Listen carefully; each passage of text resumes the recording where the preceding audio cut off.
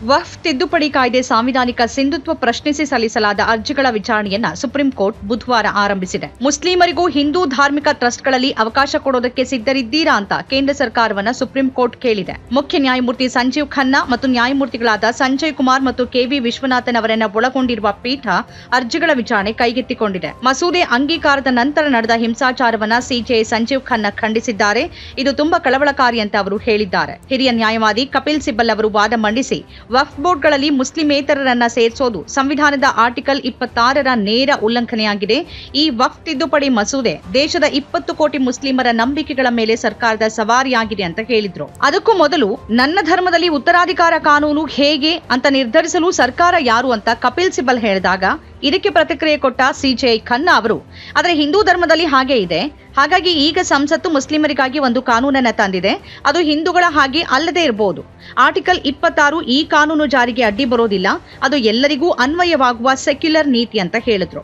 Waqf by user ಸೇರಿದಂತೆ ವಕ್ಫ್ ಅಂತ ಘೋಷಣೆ ಮಾಡಲಾದ ಆಸ್ತಿಗಳನ್ನ ಡಿನೋಟಿಫೈ ಮಾಡಲಾಗದು ಅಂತ ಆದೇಶಿಸೋಕೆ ಸುಪ್ರೀಂ ಕೋರ್ಟ್ ಬುಧವಾರದ ವಿಚಾರಣೆ ವೇಳೆ ಪ್ರಸ್ತಾಪಿಸಿದೆ. ಕೇಂದ್ರ ಈ ಪ್ರಸ್ತಾಪವನ್ನ ವಿರೋಧಿಸಿದ್ದು ನಿರ್ದೇಶನವನ್ನು ಅಂಗೀಕರಿಸುವ ಮೊದಲು ತನ್ನ ವಾದ ಆಲಿಸುವಂತೆ ಕೋರಿದೆ. ವಕ್ಫ್ ಕಾಯ್ದೆ ಪ್ರಶ್ನಿಸಿರುವ ಅರ್ಜಿಗಳ ವಿಚಾರಣೆಯನ್ನ ನ್ಯಾಯಾಲಯ ನಡೆಸಿರುವಾಗ ನ್ಯಾಯಾಲಯಗಳು ವಕ್ಫ್ ಅಂತ ಘೋಷಣೆ ಮಾಡಲಾದ ಆಸ್ತಿಗಳನ್ನ ವಕ್ಫ್ಗಳಾಗಿ ಡಿನೋಟಿಫೈ ಮಾಡಬಾರದು ಅಂತ ಪೀಠ ಹೇಳಿದೆ. ಅವು ವಕ್ಫ್ ಬೈ ಯೂಸರ್ ಆಗಿರ್ಲಿ ಅಥವಾ ಡೀಡ್ ಮೂಲಕ ವಕ್ಫ್ ಆಗಿರ್ಲಿ ಡಿನೋಟಿಫೈ ಮಾಡುವಂತಿಲ್ಲ ಅಂತ ಸುಪ್ರೀಂ ಕೋರ್ಟ್ ಪೀಠ ಹೇಳಿರುವುದಾಗಿ ಪಿಟಿಐ ಉಲ್ಲೇಖಿಸಿದೆ. ವಕ್ಫ್ ಬೋರ್ಡ್ನ ಎಕ್ಸ್ ಅಫಿಷಿಯೋ ಸದಸ್ಯರಾಗಿ ಯಾವುದೇ ಧರ್ಮಕ್ಕೆ ಸೇರಿದವರನ್ನ ನೇಮಿಸಬಹುದಾಗಿದ್ದು ಬೋರ್ಡ್ನ ಇತರ ಸದಸ್ಯರು ಮುಸ್ಲಿಮರೇ ಆಗಿರಬೇಕು ಅಂತ ಸುಪ್ರೀಂ ಕೋರ್ಟ್ ಹೇಳಿದೆ. ವಕ್ಫ್ ಮಾಡೋರು ಕನಿಷ್ಠ 5 ವರ್ಷ ಇಸ್ಲಾಂ ಧರ್ಮವನ್ನ ಪಾಲಿಸಿದವರಾಗಿರಬೇಕು ಅನ್ನೋ ನಿಯಮದ ಬಗ್ಗೆನೂ ಕಪಿಲ್ ಸಿಬಲ್ ಆಕ್ಷೇಪ ವ್ಯಕ್ತಪಡಿಸಿದ್ರು. ಒಬ್ಬ ಎಷ್ಟು ಮುಸ್ಲಿಂ ಅಥವಾ ಹೇಗೆ ಮುಸ್ಲಿಂ ಅಂತ ಸರ್ಕಾರ ಹೇಗೆ ನಿರ್ಧರಿಸೋದಕ್ಕೆ ಸಾಧ್ಯ ಅಂತ ಅವರು ಕೇಳಿದ್ರು. ಅರ್ಜಿಗಳ ವಿಚಾರಣೆಯನ್ನ ಸುಪ್ರೀಂ ಕೋರ್ಟ್ ಗುರುವಾರ ಮುಂದುವರೆಸಲಿದೆ. ಹಿರಿಯ ವಕೀಲರಾದ ಕಪಿಲ್ ಸಿಬಲ್, ಅಭಿಷೇಕ್ ಮನು ಸಿಂಘ್ವಿ, ರಾಜೀವ್ ಧವನ್, ಸಿಯು ಸಿಂಗ್ ಮತ್ತಿತರರು ಅರ್ಜಿದಾರರ ಪರವಾಗಿ ಹಾಜರಾಗಿದ್ದಾರೆ. ವಿಚಾರಣೆ ಆರಂಭಿಸ್ತಾ ಇದ್ದಂತೆ ಅರ್ಜಿಗಳನ್ನ ಸುಪ್ರೀಂ ಕೋರ್ಟ್ ವಿಚಾರಣೆ ಮಾಡಬೇಕಾ ಅಥವಾ ಹೈಕೋರ್ಟ್ಗಳಿಗೆ ವರ್ಗಾಯಿಸಬೇಕಾ ಅನ್ನೋದರ ಕುರಿತು ಮೊದಲು ನ್ಯಾಯಾಲಯಕ್ಕೆ ಹೇಳುವಂತೆ ಅರ್ಜಿದಾರರಿಗೆ ಸಿಜೆಐ ಖನ್ನಾ ಸೂಚಿಸಿದ್ರು. ವಕ್ಫ್ ಕಾಯ್ದೆ ಇಡೀ ಭಾರತದಾದ್ಯಂತ ಅನ್ವಯ ಆಗೋದ್ರಿಂದ ಅರ್ಜಿಗಳನ್ನ ಹೈಕೋರ್ಟ್ಗೆ ಉಲ್ಲೇಖಿಸಬಾರದು ಅಂತ ಹಿರಿಯ ನ್ಯಾಯವಾದಿ ಅಭಿಷೇಕ್ ಮನು ಸಿಂಘ್ವಿ ಹೇಳಿದ್ರು. ಸುಪ್ರೀಂ ಕೋರ್ಟ್ನಲ್ಲಿ ಒಟ್ಟು 10 ಅರ್ಜಿಗಳನ್ನ ಪಟ್ಟಿ ಮಾಡಲಾಗಿದೆ.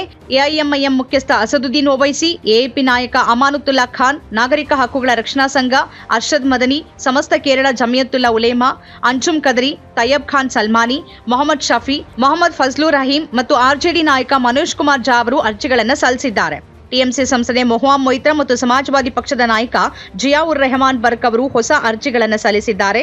ಈ ಮಧ್ಯೆ ಬಿಜೆಪಿ ಆಡಳಿತದ 6 ರಾಜ್ಯಗಳು ಕಾಯ್ದೆಯನ್ನ ಬೆಂಬಲಿಸಿ ಸುಪ್ರೀಂ ಕೋರ್ಟ್ ಮೊರೆ ಹೋಗಿವೆ. ವಕ್ಫ್ ಕಾಯ್ದೆಯನ್ನ ರದ್ದುಗೊಳಿಸಿದ್ರೆ ಕಾನೂನು ಪರಿಣಾಮಗಳೇನು ಅಂತ ಎತ್ತಿ ತೋರಿಸೋಕೆ ಹರಿಯಾಣ, ಮಹಾರಾಷ್ಟ್ರ, ಮಧ್ಯಪ್ರದೇಶ, ರಾಜಸ್ಥಾನ, ಛತ್ತೀಸ್ಗಢ ಮತ್ತು ಅಸ್ಸಾಂ ರಾಜ್ಯಗಳು ನ್ಯಾಯಾಲಯದಲ್ಲಿ ಪ್ರತ್ಯೇಕ ಅರ್ಜಿಗಳನ್ನ ಸಲ್ಲಿಸಿವೆ. ತಿದ್ದುಪಡಿಯ ಪ್ರಕಾರ ವಕ್ಫ್ ಆಸ್ತಿಗಳ ನಿರ್ವಹಣೆಯಲ್ಲಿ ಸುಧಾರಣೆಯ ತುರ್ತು ಅವಶ್ಯಕತೆ ಇದೆ ಅಂತ ಹರಿಯಾಣ ಒತ್ತಿ ಹೇಳಿದೆ.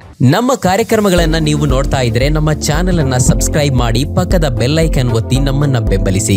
ಹಾಗೆ ನಮ್ಮ ಕಾರ್ಯಕ್ರಮಗಳನ್ನ ಲೈಕ್ ಮಾಡಿ, ಕಮೆಂಟ್ ಮಾಡಿ, ಅದನ್ನ ಬೇರೆಯವರಿಗೂ ವಾಟ್ಸ್ಆಪ್ ಮೂಲಕ ಶೇರ್ ಮಾಡಿ. ನೀವು ಹೀಗೆ ಮಾಡಿದಾಗ ನಮ್ಮ ಚಾನೆಲ್ ಇನ್ನಷ್ಟು ಮತ್ತಷ್ಟು ಜನರಿಗೆ ತಲುಪಲು ನೀವು ನಮ್ಮೊಂದಿಗೆ ಸಹಕರಿಸಿದ ಹಾಗಾಗುತ್ತೆ. ಇದು ನೀವು ಯಾವುದೇ ಖರ್ಚಿಲ್ಲದೆ ಕೆಲವೇ ಸೆಕೆಂಡುಗಳಲ್ಲಿ ನೀಡಬಹುದಾದ ಸಹಕಾರ. ಧನ್ಯವಾದಗಳು.